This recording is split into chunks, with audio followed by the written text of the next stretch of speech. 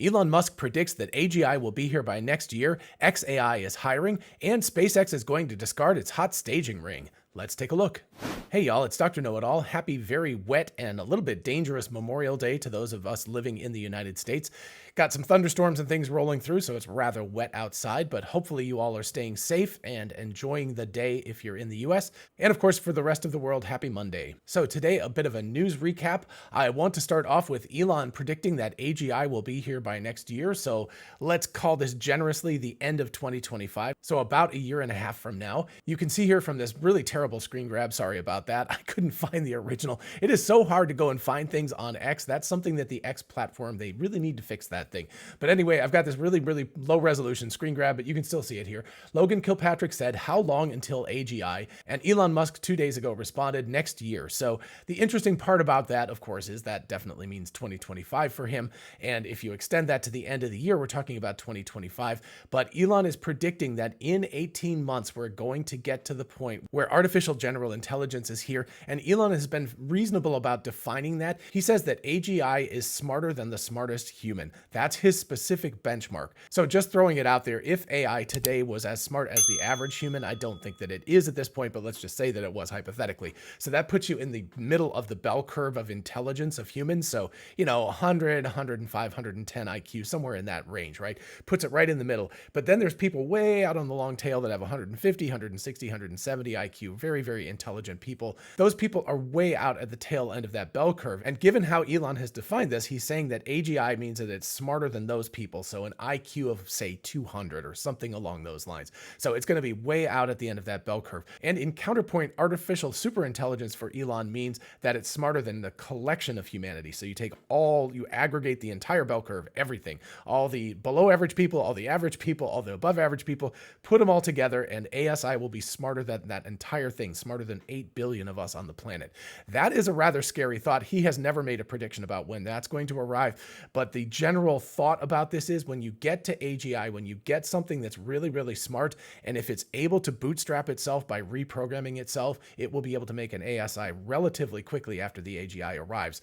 So these are, kind of scary things to think about. And while I don't want to cover it today, because this is just a quick recap of things, and it's the holidays, and I want to get back to, celebrating the holidays. But anyway, I'm going to do a complete episode on this particular post right here and get into a lot more weeds. So please do subscribe if you haven't done that yet. Nearly 65% of people are not subscribed to this channel, and it would really help. It would be lovely, and thank you so much. And if you do, you'll get to see my episode on this in more detail. Turning from Elon's prediction to one of Elon's companies, SpaceX, let's talk about the IFT flight that's supposed to be happening in just about a week, a little over a week from now. So the big news that's come out recently is that the hot stage ring, the ring that's between the booster and the Starship, is going to be discarded for at least a few flights, and I'll talk about that and more in just a second. But this ring has been added to the booster after the designs were sort of spec'd out. The original idea was to catapult the Starship, to actually spin the booster and have the Starship go out. The problem is literally one of gravity. You can't stop the thrusters on the booster, or else all of the propellant, the methane and the liquid oxygen, will flow to the top of the tank. It will actually start bouncing around and sloshing around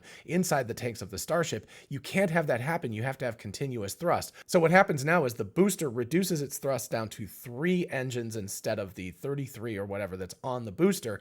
That provides a little bit of thrust, and then the Starship actually thrusts off of that. But in order to do that, you have to have a connection ring with a whole bunch of sort of like openings in it so that the exhaust can come out of the Starship as it proceeds away from the booster. And the issue is that this ring is rather heavy, and therefore it's creating problems for the boost back burn. So as you can see from SpaceX, to accomplish this, in other words, to accomplish the boost back burn more efficiently, several software and hardware upgrades have been made to increase overall reliability and address lessons from flight number 3. The SpaceX team will also implement operational changes, including the jettison of the Super Heavy's hot stage, and I assume they mean hot stage ring, following boost back to reduce booster mass for the final phase of the flight. And as Tony down here underneath says, my assumption is this is part of their iterative learning process to better learn the landing process. Once they do, the hot stage ring will not be jettisoned, as that doesn't fit into their plans for full reusability and quick turnaround. So yes, that makes sense. They want these things to be fully reusable, and you can't just throw away this giant, this is an 8-meter wide thing, and it's absolutely huge. So you don't just want to be chucking that into the ocean all the time.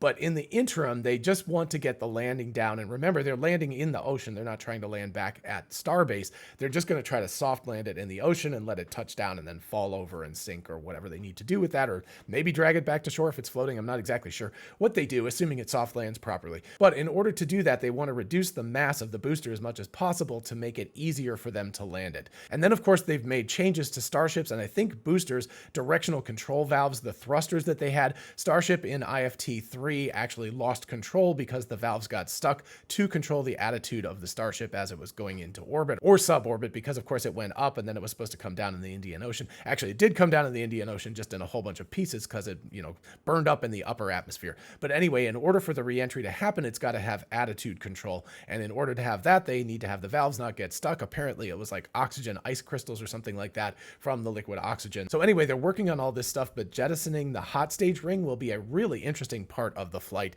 something to look forward to as the two stages separate. I expect they'll separate and then we'll see something of a beginning of a boost back burn. And then maybe when that boost back burn is done, I'm not sure. It wouldn't be advisable to do it while the booster was under thrust, because of course then the hot stage ring would pop off and fall back into the booster. So probably they'll do the boost back burn, get it back heading towards Starbase again, and then flip it. And then as it's free falling, they'll, use springs or some sort of explosives or something like that to jettison it up and away from the main booster. And from that to another of Elon Musk's companies, xAI. Igor Babushkin, who started xAI with Elon Musk, says, apply at xAI/careers if you want to be part of our journey to build AGI and understand the universe. So see how this all ties back in again? And interestingly enough, OpenAI, their mission is also to build AGI. So both of these companies have come directly out and said their mission is to build AGI, not to build cool chatbots and stuff like that. And by the way, I'll be doing a whole video very soon about why chatbots actually suck.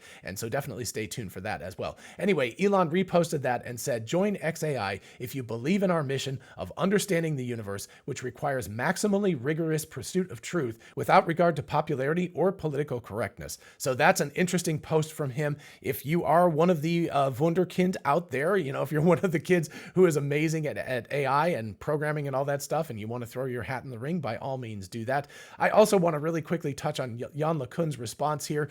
He does, somebody said spicy, I think it was Lex Friedman when he was talking to him, said you have spicy X posts, and here's one of the spicy ones. So anyway, Yann responds to this saying, join xAI if you can stand a boss who claims that what you are working on will be solved next year, no pressure, claims that what you are working on will kill everyone and must be stopped or paused, yay vacation for 6 months, and claims to want a, quote, maximally rigorous pursuit of the truth, end quote, but spews crazy ass conspiracy theories on his own social platform. So yeah, you gotta love some Yann LeCun. You never have to worry about what he's thinking. He will tell you. So the first claim about working on stuff, Elon's always putting pressure on his teams. That is famous. He's always like, go, go, go, go, go. And he's also famously optimistic about how fast things will be solved. So we'll see about that AGI by 2025 thing. Speaking of that, as far as what you are working on will kill everyone and the 6-month pause, well, that has to do with the letter that Elon co-signed last year about doing a 6-month moratorium and pause on AI development.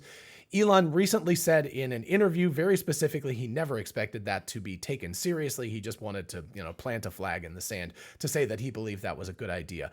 And Elon does have a P-doom of a small amount, but that's a little unfair. Everyone has P-doom, right? The idea that AGI or ASI might kill us one day, that is something that, I mean, everyone should have some percentage of that. That is a possibility, and Yann kind of denying that that's even possible is a little disingenuous, because even he has to feel like there's some odds that this could happen. And then as for the last one about maximally rigorous pursuit of the truth, but spewing crazy ass conspiracy theories, Elon is radically honest. I believe that to my core. I really think that a lot of people misunderstand him because they think that he is a BSer. They think that he's making stuff up and lying. I think the problem that he has is he's way too honest, and he really lets everybody know. I think that's part of being on the spectrum. I have a tendency to do that myself, and it's not the best social thing to do, to tell people what you really think. You should probably lie to them from time to time. You can call it white lies or whatever, but it just makes society function better if you don't tell people the honest truth all the time. I'm not nearly as radically honest as Elon. I keep things to myself much better than he does, but I don't always do it well.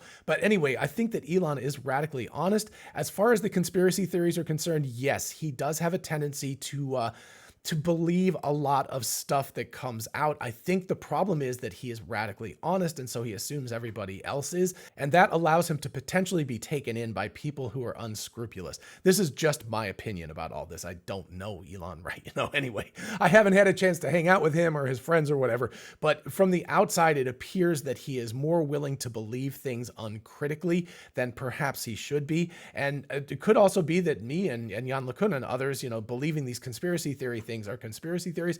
A lot interesting that we thought were conspiracy theories a couple of years ago have proven out to be rather more true than we thought. So maybe I'm the stupid one and maybe Yann is the stupid one. But anyway, I think that that's where that third comment comes from. But I thought it was worth looking at how Yann responded to this. More importantly, of course, is if you are someone who is a light in the AI community, if you're a researcher with quite the track record and whatever, then definitely you should apply. I mean, why not throw your hat in the ring? As for the rest of us who are lesser souls in the world, if xAI has any way for us to help, Joe Justice, I noticed this morning, also said, if I can help in any way, please let me know. I will also throw that out there, and I would be happy to help xAI. I mean, I can at least red team and things like that. So if you guys want me on board to do anything, I'll be happy to do that. But unless they want somebody who is a jack of all trades and master of none, in which case if they do, then definitely hire me. But assuming that isn't the case, I would just like to be able to help from the outside as I can. All right, so big news from two of Elon Musk's companies and also from Elon himself about how AGI will be here next year. Let me know what you think about all this in the comments. And while you're down there, if you wouldn't mind liking and subscribing, that would be awesome. And I'll see you in the next video. Bye-bye.